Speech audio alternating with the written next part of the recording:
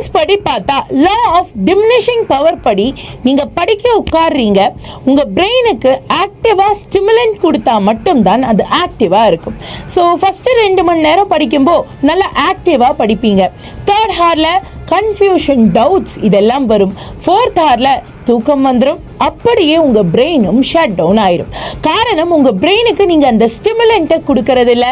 எப்ப பார்த்தாலும் ஒரே சப்ஜெக்டை படிக்கிறீங்க. இதற்கான ஒரு ப்ராப்பர் சொல்யூஷன் என்ன? நீங்க ப்ராப்பரா கான்டெக்ட் ஸ்விட்சிங்கை ஃபாலோ பண்ணணும். கான்டெக்ட் ஸ்விட்சிங்னா என்ன மேம்? நீங்க படிக்க உட்காந்தீங்களா, ஃபர்ஸ்ட் 2 மணி நேரம் பயாலஜியை படிங்க. தென் ஒரு 10 to 15 minutes பிரேக் எடுத்துட்டு அடுத்ததா பிசிக்ஸுக்கு போங்க. Biology is theory, physics is problem. அப்போ தியரியை படிச்சு உங்க மெமரி கொஞ்சம் டவுன் ஆனதும் அதே டைம் நீங்க பிசிக்ஸை வச்சு அந்த அட்டென்ஷன் ஸ்பேனை மேலே கொண்டு வரீங்க. இதனால லாங்கர் ஹாருக்கு படிக்கவும் முடியும், ஆல் 3 சப்ஜெக்ட்ஸை கவர் பண்ணவும் முடியும்.